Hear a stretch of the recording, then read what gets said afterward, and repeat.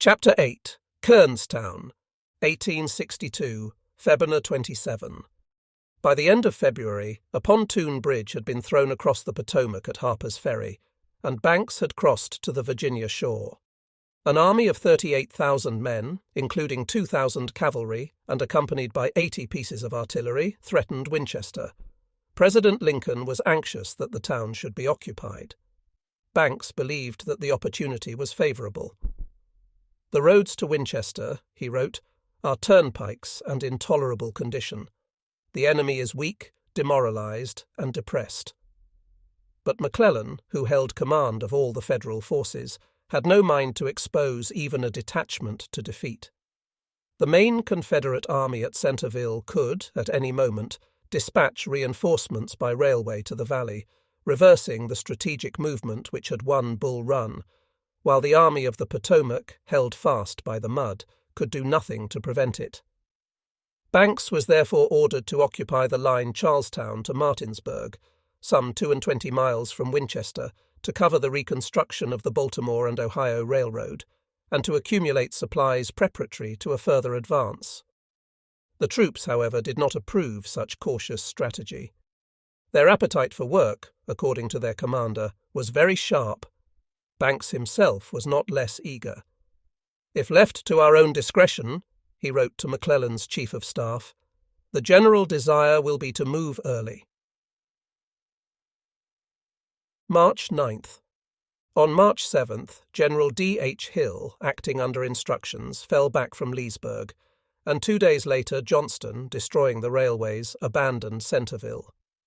The Confederate General-in-Chief had decided to withdraw to near Orange Courthouse, trebling his distance from Washington and surrendering much territory, but securing in return important strategical advantages. Protected by the Rapidan, a stream unfordable in spring, he was well placed to meet a Federal advance and also, by a rapid march, to anticipate any force which might be transported by water and landed close to Richmond. Jackson was now left isolated in the valley. The nearest Confederate infantry were at Culpeper Courthouse, beyond the Blue Ridge, nearly 60 miles southeast. In his front, within 2 easy marches, was an army just 7 times his strength, at Romney another detachment of several thousand men, and a large force in the Alleghanies. He was in no hurry, however, to abandon Winchester. Johnston had intended that when the main army fell back towards Richmond, his detachments should follow suit. Jackson found a loophole in his instructions which gave him full liberty of action.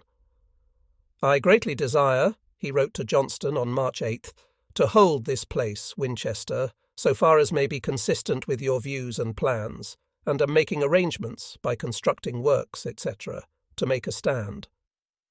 Though you desired me some time since to fall back in the event of yourself and General Hill's doing so, yet in your letter of the 5th inst., you say, 'Delay the enemy as long as you can. I have felt justified in remaining here for the present. And now, General, that Hill has fallen back. Can you not send him over here? I greatly need such an officer. One who can be sent off as occasion may offer against an exposed detachment of the enemy for the purpose of capturing it. I believe that if you can spare Hill and let him move here at once, you will never have occasion to regret it. The very idea of reinforcements coming to Winchester would, I think, be a damper to the enemy, in addition to the fine effect that would be produced on our own troops, already in fine spirits. But if you cannot spare Hill, can you not send me some other troops? If we cannot be successful in defeating the enemy should he advance, a kind providence may enable us to inflict a terrible wound and effect a safe retreat in the event of having to fall back. I will keep myself on the alert with respect to communications between us, so as to be able to join you at the earliest possible moment if such a movement becomes necessary." This letter is characteristic. When Jackson asked for reinforcements, the cause of the South seemed well-nigh hopeless. Her western armies were retiring, defeated and demoralized. Several of her Atlantic towns had fallen to the Federal Navy, assisted by strong landing parties. The army on which she depended for the defense of Richmond, yielding to the irresistible presence of far superior numbers, was retreating into the interior of Virginia. There was not the faintest sign of help from beyond the sea. The opportunity for a great counterstroke had been suffered to escape. Her forces were too small for aught but defensive action, and it was difficult to conceive that she could hold her own against McClellan's magnificently appointed host. "Events," said Davis at this time, "have cast on our arms, and hopes the gloomiest shadows."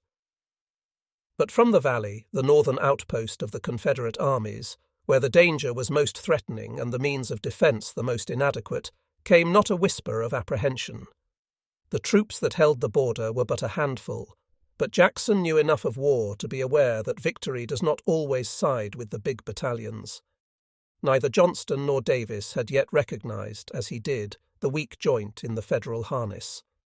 Why should the appearance of Hill's brigade at Winchester discourage Banks? Johnston had fallen back to the Rapidan, and there was now no fear of the Confederates detaching troops suddenly from Manassas. Why should the bare idea that reinforcements were coming up embarrass the Federals? The letter itself does not indeed supply a definite answer. Jackson was always most guarded in his correspondence, and if he could possibly avoid it, he never made the slightest allusion to the information on which his plans were based. His staff officers, however, after the campaign was over, were generally enlightened as to the motive of his actions, and we are thus enabled to fill the gap. Jackson demanded reinforcements for the one reason that a blow struck near Winchester would cause alarm in Washington. The communications of the Federal capital with both the North and West passed through or close to Harper's Ferry, and the passage over the Potomac, which Banks was now covering, was thus the most sensitive point in the invaders' front. Well aware, as indeed was every statesman and every general in Virginia, of the state of public feeling in the North, Jackson saw with more insight than others the effect that was likely to be produced should the government, the press, and the people of the Federal states have reason to apprehend that the capital of the Union was in danger. If the idea of playing on the fears of his opponents by means of the weak detachment under Jackson ever suggested itself to Johnston, he may be forgiven if he dismissed it as chimerical. For 7,600 men to threaten with any useful result a capital which was defended by 250,000 seemed hardly within the bounds of practical strategy. Johnston had nevertheless determined to turn the situation to account. In order to protect the passages of the upper Potomac, McClellan had been compelled to disseminate his army. Between his main body south of Washington and his right wing under Banks was a gap of 50 miles, and this separation Johnston was determined should be maintained. The President, to whom he had referred Jackson's letter, was unable to spare the reinforcements therein requested, and the defence of the valley was left to the 4,600 men encamped at Winchester. Jackson was permitted to use his own judgment as to his own position, but something more was required of him than the mere protection of a tract of territory. He was to endeavour to employ the invaders in the valley without exposing himself to the danger of defeat, by keeping so near the enemy as to prevent his making any considerable detachment to reinforce McClellan, but not so near that he might be compelled to fight. To carry out these instructions, Jackson had at his disposal 3,600 infantry, 600 cavalry, and 6 batteries of 27 guns. Fortunately, they were all Virginians, with the exception of one battalion, the 1st, which was composed of Irish navvies. This force, which had now received the title of the Army of the Valley, was organised in 3 brigades. The infantry were by this time fairly well armed and equipped, but the field pieces were mostly smoothbores of small calibre. Of the quality of the troops, Bull Run had been sufficient test. Side by side with the sons of the old Virginia houses, the hunters and yeomen of the valley had proved their worth. Their skill as marksmen had stood them in good stead. Men who had been used from boyhood to shoot squirrels in the woodland found the Federal soldier a target difficult to miss.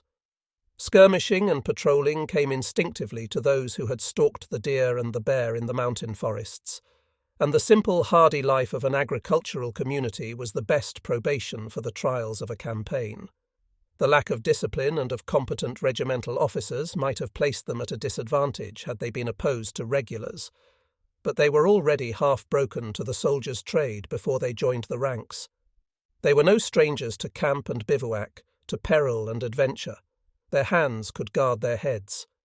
Quick sight and steady nerve, unfailing vigilance and instant resolve, the very qualities which their devotion to field sports fostered, were those which had so often prevailed in the War of the Revolution over the mechanical tactics of well-disciplined battalions. And on ground with which they were perfectly familiar, the men of the Shenandoah were formidable indeed. They were essentially rough and ready. Their appearance would hardly have captivated a martinet. The eye that lingers lovingly on glittering buttons and spotless belts would have turned away in disdain from Jackson's soldiers. There was nothing bright about them but their rifles. They were as badly dressed and with as little regard for uniformity as the defenders of Torres Vedras or the Army of Italy in 1796. Like Wellington and Napoleon, the Confederate generals cared very little what their soldiers wore so long as they did their duty. Least of all can one imagine Stonewall Jackson exercising his mind as to the cut of a tunic or the polish of a buckle. The only standing order in the English army of the Peninsula which referred to dress forbade the wearing of the enemy's uniform. It was the same in the Army of the Valley, although at a later period even this order was of necessity ignored. As their forefathers of the Revolution took post in Washington's ranks clad in hunting shirts and leggings, so the Confederate soldiers preferred the garments spun by their own women to those supplied them by the state. Grey, of all shades, from light blue to butternut, was the universal colour. The coatee issued in the early days of the war had already given place to a short-waisted and single-breasted jacket. The blue képi held out longer. The soft felt hat, which experience soon proved the most serviceable headdress, had not yet become universal. But the long boots had gone, and strong brogans with broad soles and low heels had been found more comfortable. Overcoats were soon discarded. The men came to the conclusion that the trouble of carrying them on hot days outweighed their comfort when the cold day arrived. Besides, they found that life in the open air hardened them to such an extent that changes in temperature were hardly felt. Nor did the knapsack long survive. It was found to gall the back and shoulders and weary the man before half the march was accomplished. It did not pay to carry around clean clothes while waiting for the time to use them. But the men still clung to their blankets and waterproof sheets, worn in a roll over the left shoulder, and the indispensable haversack carried their whole kit. Tents, except the enemy's, were rarely seen. The Army of the Valley generally bivouacked in the woods, the men sleeping in pairs, rolled in their blankets and rubber sheets. The cooking arrangements were primitive. A few frying pans and skillets formed the culinary apparatus of a company, with a bucket or two in addition, and the frying pans were generally carried with their handles stuck in the rifle barrels. The toothbrush was a buttonhole ornament, and if, as was sometimes the case, 3 days' rations were served out at a single issue, the men usually cooked and ate them at once so as to avoid the labour of carrying them. Such was Jackson's infantry, a sorry contrast indeed to the soldierly array of the Federals, with their complete appointments and trim blue uniforms. But fine feathers, though they may have their use, are hardly essential to efficiency in the field, and whilst it is absolutely true that no soldiers ever marched with less to encumber them than the Confederates, it is no empty boast that none ever marched faster or held out longer. If the artillery, with a most inferior equipment, was less efficient than the infantry, the cavalry was an invaluable auxiliary. Ashby was the beau ideal of a captain of light horse. His reckless daring, both across country and under fire, made him the idol of the army. Nor was his reputation confined to the Confederate ranks. "I think even our men," says a Federal officer, "had a kind of admiration for him, as he sat unmoved upon his horse and let them pepper away at him as if he enjoyed it." His one shortcoming was his ignorance of drill and discipline. But in the spring of 1862 these deficiencies were in a fair way of being rectified. He had already learned something of tactics. In command of a few hundred mounted riflemen and a section of horse artillery he was unsurpassed, and if his men were apt to get out of hand in battle, his personal activity ensured their strict attention on the outposts. He thought little of riding 70 or 80 miles within the day along his picket line, and it is said that he first recommended himself to Jackson by visiting the Federal camps disguised as a horse doctor. Jackson placed much dependence on his mounted troops. Immediately he arrived in the valley, he established his cavalry outposts far to the front. While the infantry were reposing in their camps near Winchester, the south bank of the Potomac, 40 miles northward, was closely and incessantly patrolled. The squadrons never lacked recruits. With the horse-loving Virginians, the cavalry was the favourite arm, and the strength of the regiments was only limited by the difficulty of obtaining horses. To the sons of the valley planters and farmers, Ashby's ranks offered a most attractive career. The discipline was easy, and there was no time for drill. But of excitement and adventure there was enough and to spare. Scarcely a day passed without shots being exchanged at one point or another of the picket line. There were the enemy's outposts to be harassed, prisoners to be taken, bridges to be burnt, and convoys to be captured. Many were the opportunities for distinction. Jackson demanded something more from his cavalry than merely guarding the frontier. It was not sufficient for him to receive warning that the enemy was advancing. He wanted information from which he could deduce what he intended doing. Information of the strength of his garrisons, of the dispositions of his camps, of every movement which took place beyond the river. The cavalry had other and more dangerous duties than vedette and escort. To penetrate the enemy's lines, to approach his camps and observe his columns, these were the tasks of Ashby's riders, and in these they were unrivalled. Many of them were no more than boys, but their qualifications for such a life were undeniable. A more gallant or high-spirited body of young soldiers never welcomed the boot and saddle. Their horses were their own, scions of good Virginian stock, with the blood of many a well-known sire, Eclipse, Bright Eyes, and Timoleon in their veins, and they knew how to care for them. They were acquainted with every country lane and woodland track. They had friends in every village, and their names were known to every farmer. The night was no hindrance to them, even in the region of the mountain and the forest. The hunters' paths were as familiar to them as the turnpike roads. They knew the depth and direction of every ford, and could predict the effect of the weather on stream and track. More admirable material for the service of intelligence could not possibly have been found, and Ashby's audacity in reconnaissance found ready imitators. A generous rivalry in deeds of daring spread through the command. Bold enterprises were succeeded by others yet more bold, and, to use the words of a gentleman who, although he was a veteran of 4 years' service, was but 19 years of age when Richmond fell, we thought no more of riding through the enemy's bivouacs than of riding round our fathers' farms. So congenial were the duties of the cavalry, so attractive the life and the associations, that it was no rare thing for a Virginia gentleman to resign a commission in another arm in order to join his friends and kinsmen as a private in Ashby's ranks. And so, before the war had been in progress for many months, the fame of the Virginia cavalry rivaled that of their revolutionary forebears under Light Horse Harry, the friend of Washington and the father of Lee. But if the raw material of Jackson's army was all that could be desired, no less so was the material of the force opposed to him. The regiments of Banks' Army Corps were recruited as a rule in the western states. Ohio, Indiana, and West Virginia furnished the majority.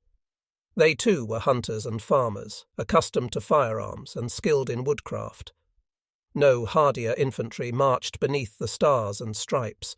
The artillery, armed with a proportion of rifled guns, was more efficient than that of the Confederates, and in cavalry alone were the Federals overmatched. In numbers, the latter were far superior to Ashby's squadrons. In everything else, they were immeasurably inferior. Throughout the North horsemanship was practically an unknown art. The gentlemen of New England had not inherited the love of their Ironside ancestors for the saddle and the chase. Even in the forests of the West, men travelled by wagon and hunted on foot.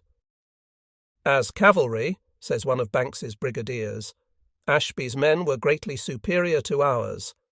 In reply to some orders I had given, my cavalry commander replied, "I can't catch them, sir. They leap fences and walls like deer. Neither our men nor our horses are so trained." It was easy enough to fill the ranks of the northern squadrons. Men volunteered freely for what they deemed the more dashing branch. Of the service, ignorant that its duties were far harder both to learn and to execute than those of the other arms, and expecting, says a Federal officer, that the regiment would be accompanied by an itinerant livery stable. Both horses and men were recruited without the slightest reference to their fitness for cavalry work. No man was rejected, no matter what his size or weight, no matter whether he had ever had anything to do with horseflesh or not, and consequently the proportion of sick horses was enormous. Moreover, while the southern troopers generally carried a firearm, either rifle or shotgun, some of the northern squadrons had only the sabre, and in a wooded country the firearm was master of the situation. During the first 2 years of the war, therefore, the Federal cavalry, generally speaking, were bad riders and worse horsemasters, unable to move except upon the roads, and as inefficient on reconnaissance as in action. For an invading army, information, ample and accurate, is the first requisite. Operating in a country which, almost invariably, must be better known to the defenders, bold scouting alone will secure it from ambush and surprise. Bold scouting was impossible with such mounted troops as Banks possessed, and throughout the Valley campaign the northern general was simply groping in the dark. But even had his cavalry been more efficient, it is doubtful whether Banks would have profited. His appointment was political. He was an ardent abolitionist, but he knew nothing whatever of soldiering. He had begun life as a hand in a cotton factory. By dint of energy and good brains, his rise had been rapid, and although, when the war broke out, he was still a young man, he had been governor of Massachusetts and Speaker of the House of Representatives. What the President expected when he gave him an army corps, it is difficult to divine. What might have been expected any soldier could have told him. To gratify an individual, or perhaps to conciliate a political faction, the life of many a private soldier was sacrificed. Lincoln, it is true, was by no means solitary in the unwisdom of his selections for command. His rival in Richmond, it is said, had a fatal penchant for his first wife's relations. His political supporters were constantly rewarded by appointments in the field, and the worst disasters that befell the Confederacy were due in great part to the blunders of officers promoted for any other reason than efficiency. For Mr. Davis there was little excuse. He had been educated at West Point. He had served in the regular army of the United States and had been Secretary of War at Washington. Lincoln, on the other hand, knew nothing of war, beyond what he had learned in a border skirmish, and very little of general history. He had not yet got rid of the common Anglo-Saxon idea that a man who has pluck and muscle is already a good soldier, and that the same qualities which serve in a street brawl are all that is necessary to make a general. Nor were historical precedents wanting for the mistakes of the American statesmen. In both the Peninsula and the Crimea, lives, treasure, and prestige were as recklessly wasted as in Virginia, and staff officers who owed their positions to social influence alone, generals useless and ignorant, who succeeded to responsible command by virtue of seniority and a long purse, were the standing curse of the English army. At the same time, it may well be questioned whether some of the regular officers would have done better than Banks, and energy of the attack, the lack of drill and discipline, would all tend to throw the enemy into confusion. And, by the vigorous use of the bayonet and the blessing of divine providence, Jackson believed that he would win a signal victory. In the meantime, whilst the council was assembling, he went off, booted and spurred, to make a hasty call on Dr. Graham, whose family he found oppressed with the gloom that overspread the whole town. He was so buoyant and hopeful himself that their drooping spirits were revived, and after engaging with them in family worship, he retired, departing with a cheerful "good evening," merely saying that he intended to dine with them the next day as usual. When the council met, however, it was found that someone had blundered. The staff had been at fault. The general had ordered his trains to be parked immediately south of Winchester, but they had been taken by those in charge to Kernstown and Newtown, from 3 to 8 miles distant, and the troops had been marched back to them to get their rations.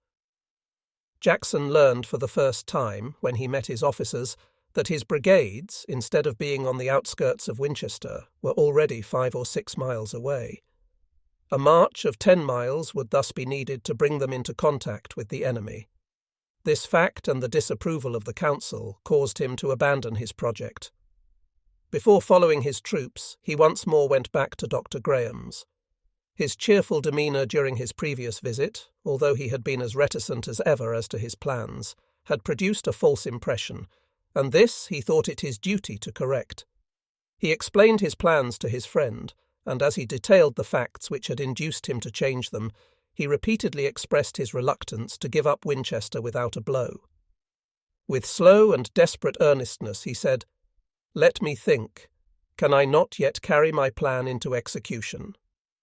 As he uttered these words, he grasped the hilt of his sword, and the fierce light that blazed in his eyes revealed to his companion a new man.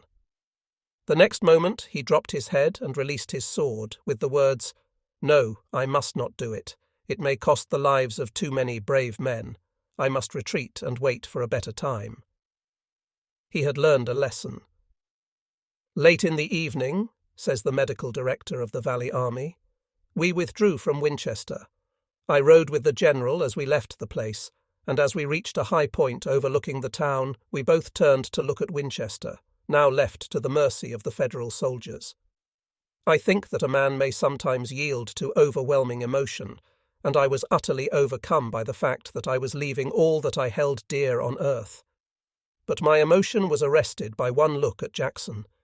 His face was fairly blazing with the fire of wrath that was burning in him, and I felt awed before him.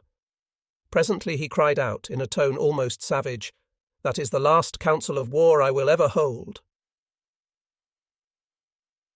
March 18th. On leaving Winchester, Jackson fell back to Strasbourg, 18 miles south. There was no immediate pursuit. Banks, in accordance with his instructions, occupied the town and awaited further orders. These came on the 18th, and Shield's division of 11,000 men with 27 guns was at once pushed on to Strasbourg. Jackson had already withdrawn, hoping to draw Banks up the valley, and was now encamped near Mount Jackson, a strong position 25 miles further south, the indefatigable Ashby still skirmishing with the enemy. The unusual audacity which prompted the Federal advance was probably due to the fact that the exact strength of the Confederate force had been ascertained in Winchester. At all events, all apprehension of attack had vanished. Jackson's 4,500 men were considered a quantité negligible, a mere corps of observation. And not only was Shields sent forward without support, but a large portion of Banks's corps was ordered to another field. Its role as an independent force had ceased. Its movements were henceforward to be subordinate to those of the main army, and McClellan designed to bring it into closer connection with his advance on Richmond.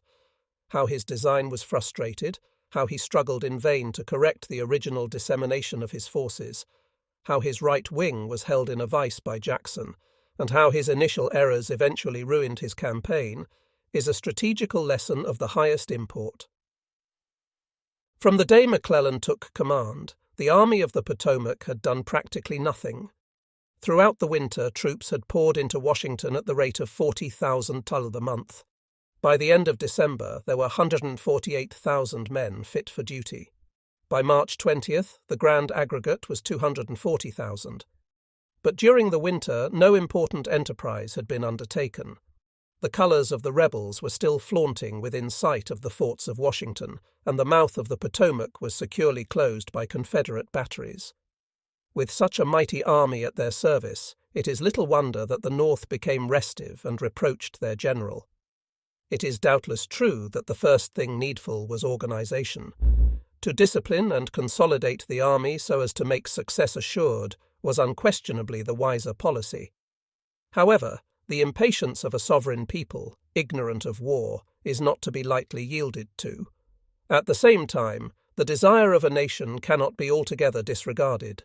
A general who obstinately refuses to place himself in accord with the political situation forfeits the confidence of his employers and the cordial support of the administration.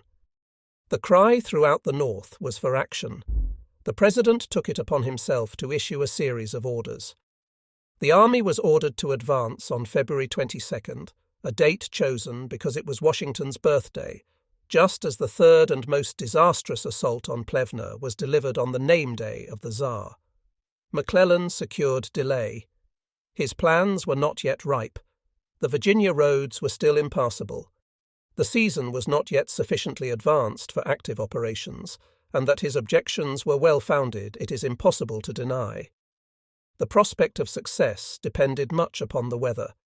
Virginia, covered in many places with dense forests, crossed by many rivers, and with most indifferent communications, is a most difficult theatre of war, and the amenities of the Virginian spring are not to be lightly faced. Napoleon's fifth element, mud, is a most disturbing factor in military calculations. It is related that a federal officer sent out to reconnoitre a road in a certain district of Virginia reported that the road was there, but that he guessed the bottom had fallen out. Moreover, McClellan had reason to believe that the Confederate army at Manassas was more than double its actual strength. His intelligence department, controlled not by a trained staff officer but by a well-known detective, estimated Johnston's force at 115,000 men.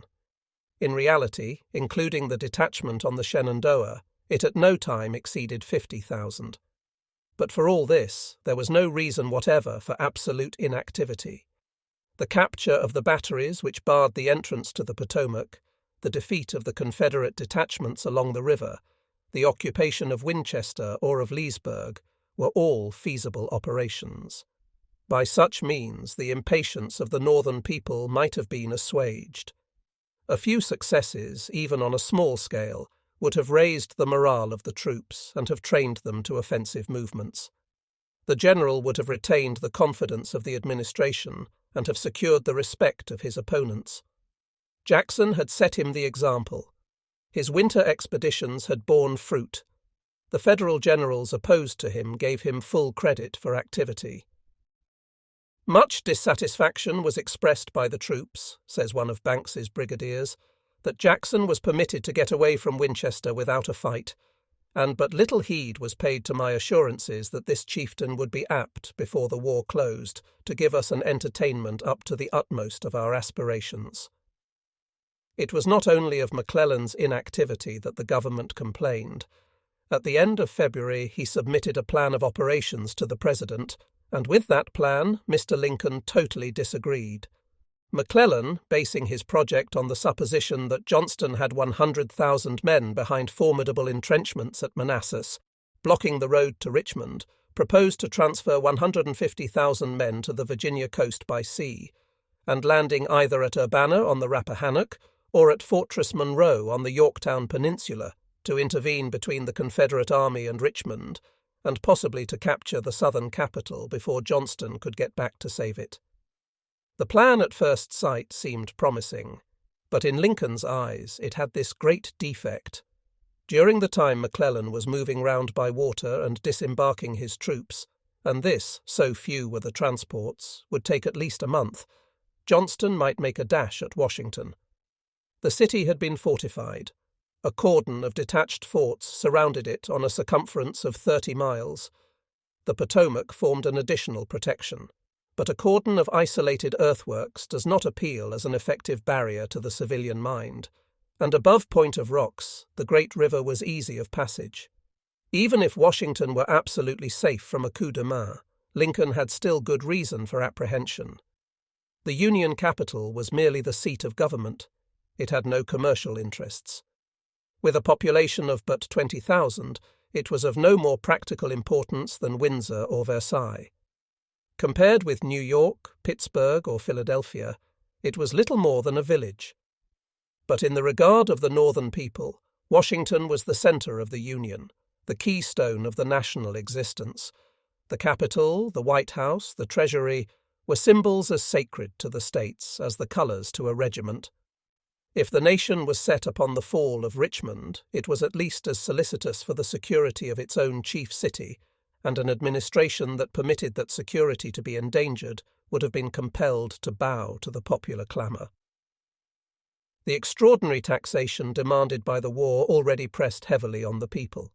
Stocks were falling rapidly, and the financial situation was almost critical.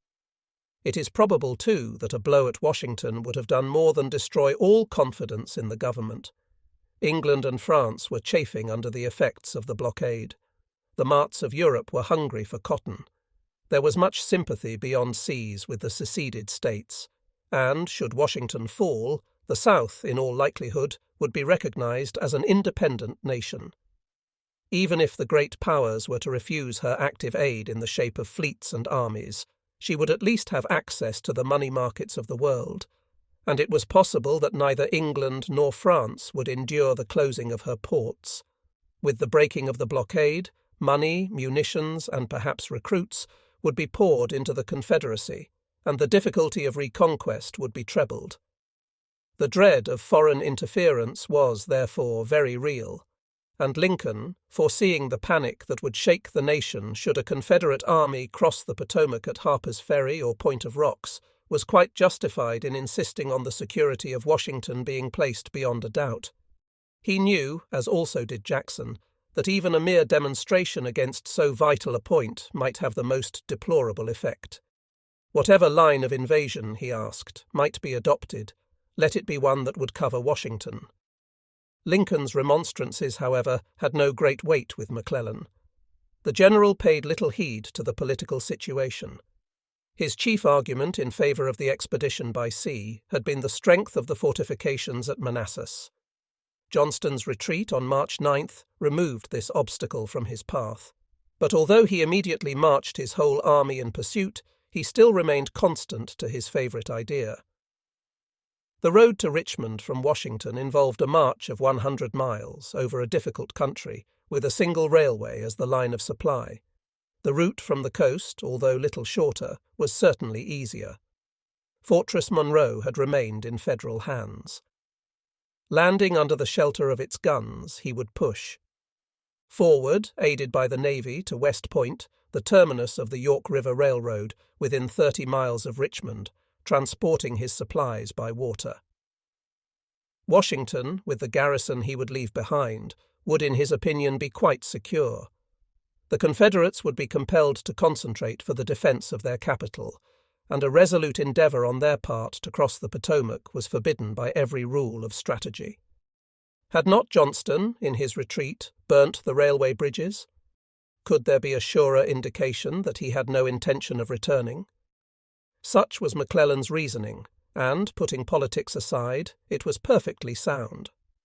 Lincoln reluctantly yielded, and on March 17th the Army of the Potomac, withdrawing by successive divisions from Centreville to Alexandria, began its embarkation for the peninsula, the region, in McClellan's words, of sandy roads and short land transportation. The vessels assembled at Alexandria could only carry 10,000 men, thus involving at least 15 voyages to and fro. Yet the commander-in-chief was full of confidence. To the little force in the Shenandoah Valley, flying southward before Shields, he gave no thought. It would have been nothing short of miraculous had he even suspected that 4,500 men, under a professor of the higher mathematics, might bring to naught the operations of his gigantic host. Jackson was not even to be followed. Of Banks's 3 divisions, Shields, Sedgwick's, and Williams, that of Shields alone was considered sufficient to protect Harper's Ferry, the Baltimore and Ohio Railway, and the Chesapeake Canal. Banks, with the remainder of his army, was to move at once to Manassas and cover the approaches to Washington east of the Blue Ridge. Sedgwick had already been detached to join McClellan, and on March 20th Williams's division began its march towards Manassas, while Shields fell back on Winchester. On the evening of the 21st, Ashby reported to Jackson that the enemy was retreating, and information came to hand that a long train of wagons, containing the baggage of 12,000 men, had left Winchester for Castleman's Ferry on the Shenandoah. Further reports indicated that Banks's whole force was moving eastward, and Jackson, in accordance with his instructions to hold the enemy in the valley, at once pushed northward. On the 22nd, Ashby, with 280 troopers and 3 horse artillery guns, struck Shields' pickets about a mile south of Winchester. A skirmish ensued, and the presence of infantry, a battery, and some cavalry was ascertained. Shields, who was wounded during the engagement by a shell, handled his troops ably. His whole division was in the near neighbourhood, but carefully concealed, and Ashby reported to Jackson that only 4 regiments of infantry, besides the guns and cavalry, remained at Winchester. Information obtained from the townspeople within the Federal lines confirmed the accuracy of his estimate. The enemy's main body, he was told, had already marched, and the troops which had opposed him were under orders to move to Harper's Ferry the next morning. On receipt of this intelligence, Jackson hurried forward from his camp near Woodstock, and that night reached Strasburg. At dawn on the 23rd, 4 companies were dispatched to reinforce Ashby, and under cover of this advanced guard, the whole force followed in the direction of Kernstown, a tiny village near which the Federal outposts were established. At 1 o'clock, the 3 brigades, wearied by a march of 14 miles succeeding one of 22 on the previous day, arrived upon the field of action. The ranks, however, were sadly weakened, for many of the men had succumbed to their unusual exertions. Ashby still confronted the enemy, but the Federals had developed a brigade of infantry, supported by 2 batteries and several squadrons, and the Confederate cavalry were slowly giving ground. On reaching the field, Jackson ordered the troops to bivouac. Though it was very desirable, he wrote, to prevent the enemy from leaving the valley, yet I deemed it best not to attack until morning. An inspection of the ground, however, convinced him that delay was impracticable. Ascertaining, he continued, that the Federals had a position from which our forces could be seen, I concluded that it would be dangerous to postpone the attack until next day, as reinforcements might be brought up during the night. Ashby was directed to detach half his cavalry under Major Funston in order to cover the left flank, and Jackson, ascertaining that his men were in good spirits at the prospect of meeting the enemy, made his preparations for fighting his first battle. The position occupied by the Federals was by no means ill-adapted for defence. The country round Winchester, and indeed throughout the valley of the Shenandoah, resembles in many of its features an English landscape. Low ridges, covered with open woods of oak and pine, overlook green pastures and scattered copses, and the absence of hedgerows and cottages gives a park-like aspect to the broad acres of rich blue grass. But the deep lanes and hollow roads of England find here no counterpart. The tracks are rough and rude, and even the pikes, as the main thoroughfares are generally called, are flush with the fields on either hand. The traffic has not yet worn them to a lower level, and Virginia road-making despises such refinements as cuttings or embankments. The highways, even the Valley Pike itself, the great road which is inseparably linked with the fame of Stonewall Jackson and his brigade, are mere ribbons of metal laid on swell and swale. Fences of the rudest description, zigzags of wooden rails, or walls of loose stone, are the only boundaries, and the land is parcelled out in more generous fashion than in an older and more crowded country. More desirable ground for military operations it would be difficult to find. There are few obstacles to the movement of cavalry and artillery, while the woods and undulations, giving ample cover, afford admirable opportunities for skilful manoeuvre. In the spring, however, the condition of the soil would be a drawback. At the date of the battle, part of the country round Kernstown was under plough, and the whole was saturated with moisture. Horses sank fetlock deep in the heavy meadows, and the rough roads, hardly seen for mud, made marching difficult. The Federal front extended on both sides of the Valley Turnpike. To the east was a broad expanse of rolling grassland, stretching away to the horizon. To the west, a low knoll, crowned by a few trees, which goes by the name of Pritchard's Hill. Further north was a ridge, covered with brown woods, behind which lies Winchester. This ridge, nowhere more than 100 feet in height, runs somewhat obliquely to the road in a southwesterly direction, and passing within 1.5 miles of Pritchard's Hill, sinks into the plain 3 miles southwest of Kernstown. Some distance beyond this ridge, and separated from it by the narrow valley of the Opequon, rise the towering bluffs of the North Mountain, the western boundary of the valley, sombre with forest from base to brow. On leaving Winchester, William's division had struck due east, passing through the village of Berryville and making for Snicker's Gap in the Blue Ridge. The Berryville road had thus become of importance to the garrison of Winchester, for it was from that direction, if they should become necessary, that reinforcements would arrive. General Kimball, commanding in Shield's absence the division which confronted Ashby, had therefore posted the larger portion of his troops eastward of the pike. A strong force of infantry, with waving colours, was plainly visible to the Confederates, and it was seen that the extreme left was protected by several guns. On the right of the road was a line of skirmishers deployed along the base of Pritchard's Hill, and on the knoll itself stood 2 batteries. The wooded ridge to westward was as yet unoccupied, except by scouting parties. Jackson immediately determined to turn the enemy's right flank. An attack upon the Federal left would have to be pushed across the open fields and decided by fair fighting, gun and rifle against gun and rifle. On that flank, the enemy was prepared for battle. Could he seize the wooded ridge on his left, the initiative would be his. His opponent would be compelled to conform to his movements. The advantages of a carefully selected position would be lost. Instead of receiving an attack where he stood, the Federal general would have to change front to meet it, to execute movements which he had possibly not foreseen, to fight on ground with which he was unfamiliar, and instead of carrying out a plan which had been previously thought out, to conceive a new one on the spur of the moment, and to issue immediate orders for a difficult operation. Hesitation and confusion might ensue, and in place of a strongly established line, confidently awaiting the advance, isolated regiments, in all the haste and excitement of rapid movement, or hurriedly posted in unfavourable positions, would probably oppose the Confederate onset. Such are the advantages which accrue to the force that delivers an attack where it is not expected, and to all appearance, Jackson's plan of battle promised to bring them into play to the very fullest extent. The whole force of the enemy, as reported by Ashby, was before him, plainly visible. To seize the wooded ridge, while the cavalry held the Federals fast in front, to pass beyond Pritchard's Hill, and to cut the line of retreat on Winchester, seemed no difficult task.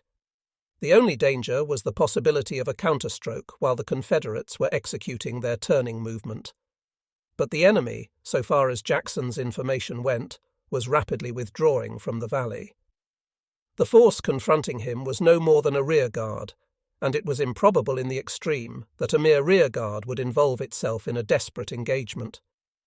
The moment its line of retreat was threatened, it would probably fall back. To provide, however, against all emergencies, Colonel Burke's brigade of 3 battalions was left for the present in rear of Kernstown, and here too remained 4 of the field batteries. With the remainder of his force, 2 brigades of infantry and a battery, Jackson moved off to his left. 2 companies of the 5th Virginia were recruited from Winchester. Early in the day, the general had asked the regiment for a guide familiar with the locality, and with the soldier showing the way, the 27th Virginia, with 2 of Carpenter's guns as advanced guard, struck westward by a wagon track across the meadows, while Ashby pressed the Federals in front of Kernstown. At 3:45 p.m., the main body followed in 2 parallel columns, and the line of march soon brought them within range of the commanding batteries on Pritchard's Hill. At a range of little more than a mile, the enemy's gunners poured a heavy fire on the serried ranks, and Carpenter, unlimbering near the Opequon church, sought to distract their aim. The Confederate infantry, about 2,000 all told, although moving in mass, and delayed by fences and marshy ground, passed unscathed under the storm of shell, and in 20 minutes the advanced guard had seized the wooded ridge. Finding a rocky clearing on the crest, about a mile distant from Pritchard's Hill, Jackson sent back for the artillery. 3 batteries, escorted by 2 of Burke's battalions, the 21st Virginia and the Irishman, pushed across the level as rapidly as the wearied teams could move. 2 guns were dismounted by the Federal fire, but coming into action on the ridge, the remainder engaged the hostile batteries with effect. Meanwhile, breaking their way through the ragged undergrowth of the bare March woods, the infantry, in 2 lines, was pressing forward along the ridge. On the right was the 27th Virginia, supported by the 21st. On the left, Fulkerson's 2 battalions, with the Stonewall Brigade in second line. The 5th Virginia remained at the foot of the ridge near Macaulay's cottage in order to connect with Ashby. Jackson's tactics appeared to be succeeding perfectly. A body of cavalry and infantry, posted behind Pritchard's Hill, was seen to be withdrawing, and the fire of the Federal guns was visibly weakening. At 4:30 p.m., suddenly, in the woods northward of the Confederate batteries, was heard a roar of musketry, and the 27th Virginia came reeling back before the onslaught of superior numbers. But the 21st was hurried to their assistance. The broken ranks rallied from their surprise, and a long line of Federal skirmishers, thronging through the thickets, was twice repulsed by the Southern marksmen. Fulkerson, further to the left, was more fortunate than the 27th. Before he began his advance along the ridge, he had deployed his 2 battalions under cover, and when the musketry broke out on his right front, they were moving forward over an open field. Halfway across the field ran a stone wall or fence, and beyond the wall were seen the tossing colours and bright bayonets of a line of battle just emerging from the woods. Then came a race for the wall, and the Confederates won. A heavy fire at the closest range blazed out in the face of the charging Federals, and in a few moments the stubble was strewn with dead and wounded. A Pennsylvania regiment, leaving a colour on the field, gave way in panic, and the whole of the enemy's force retreated to the shelter of the woods. An attempt to turn Jackson's left was then easily frustrated, and although the Federals maintained a heavy fire, Fulkerson's men held stubbornly to the wall. In the centre of the field, the Northern riflemen were sheltered by a bank. Their numbers continually increased. The Confederate advance was made in the following order. The right, too, was hardly pressed. The Confederate infantry had everywhere to do with superior numbers, and the artillery in that wooded ground could lend but small support. The batteries protected the right flank, but they could take no share in the struggle to the front.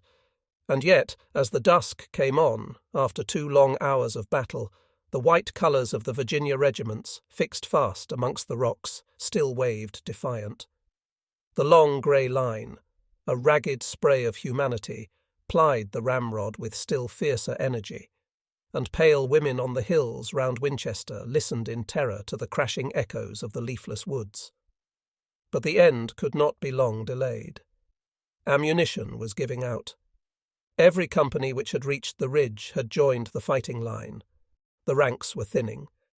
Many of the bravest officers were down, and the northern regiments, standing staunchly to their work, had been strongly reinforced. Ashby, for once, had been mistaken. It was no rear guard that barred the road to Winchester, but Shield's entire division, numbering at least 9,000 men. A prisoner captured the day before had admitted that the Confederates were under the impression that Winchester had been evacuated, and that Jackson had immediately moved forward. Shields, an able officer who had commanded a brigade in Mexico, saw his opportunity. He knew something of his opponent, and anticipating that he would be eager to attack, had ordered the greater part of his division to remain concealed. Kimball's brigade and 5 batteries were sent quietly, under cover of the night, to Pritchard's Hill. Sullivan's brigade was posted in support, hidden from view behind a wood. The cavalry and Tyler's brigade were held in reserve, north of the town, at a distance where they were not likely to be observed by the inhabitants. As soon as the Confederates came in sight and Kimball deployed across the pike, Tyler was brought through the town and placed in rear of Sullivan, at a point where the road dips down between 2 parallel ridges.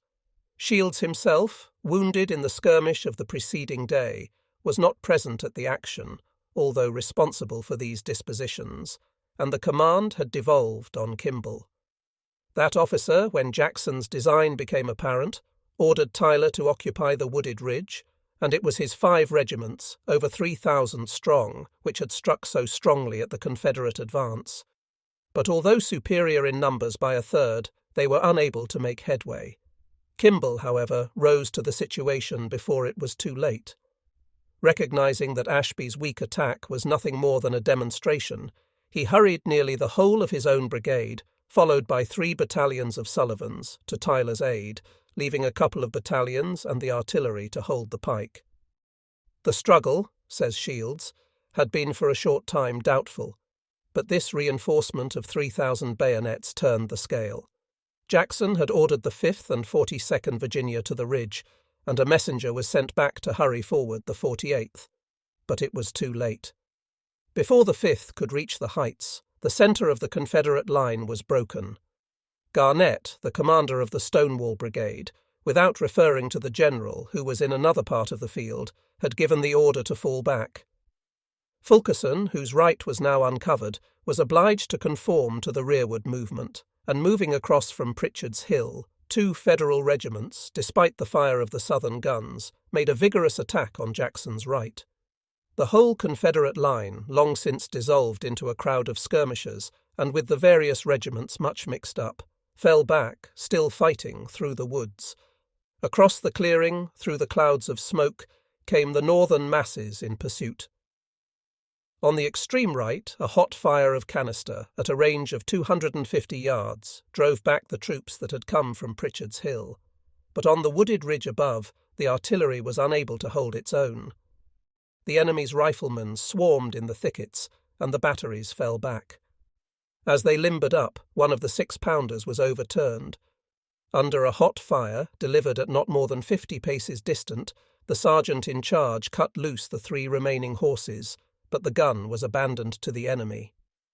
Jackson, before the Federal reinforcements had made their presence felt, was watching the progress of the action on the left. Suddenly, to his astonishment and wrath, he saw the lines of his old brigade falter and fall back. Galloping to the spot, he imperatively ordered Garnett to hold his ground, and then turned to restore the fight. Seizing a drummer by the shoulder, he dragged him to a rise of ground in full view of the troops, and bade him in curt, quick tones to beat the rally. The drum rolled at his order, and with his hand on the frightened boy's shoulder, amidst a storm of balls, he tried to check the flight of his defeated troops. His efforts were useless. His fighting line was shattered into fragments, and although, according to a Federal officer, many of the brave Virginians lingered in the rear of their retreating comrades, loading as they slowly retired and rallying in squads in every ravine and behind every hill, or hiding singly among the trees, it was impossible to stay the rout. The enemy was pressing forward in heavy force, and their shouts of triumph rang from end to end of the field of battle. No doubt remained as to their overwhelming numbers, and few generals but would have been glad enough to escape without tempting fortune further. It seemed almost too late to think of even organizing a rearguard. But Jackson, so far from preparing for retreat, had not yet ceased to think of victory. The 5th and 42nd Virginia were coming up, a compact force of 600 bayonets, and a vigorous and sudden counterstroke might yet change the issue of the day. The reinforcements, however, had not yet come in sight, and galloping back to meet them, he found that instead of marching resolutely against the enemy, the 2 regiments had taken post to the rear, on the crest of a wooded swell, in order to cover the retreat. On his way to the front, the colonel of the 5th Virginia had received an order from Garnett instructing him to occupy a position behind which the fighting line might recover its formation. Jackson was fain to acquiesce, but the fighting line was by this time scattered beyond all hope of rallying. The opportunity for the counterstroke had passed away, and the battle was irretrievably lost.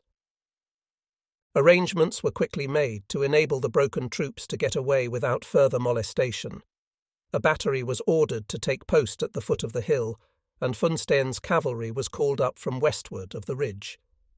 The 42nd Virginia came into line on the right of the 5th, and covered by a stone wall and thick timber, these 2 small regiments, encouraged by the presence of their commander, held stoutly to their ground.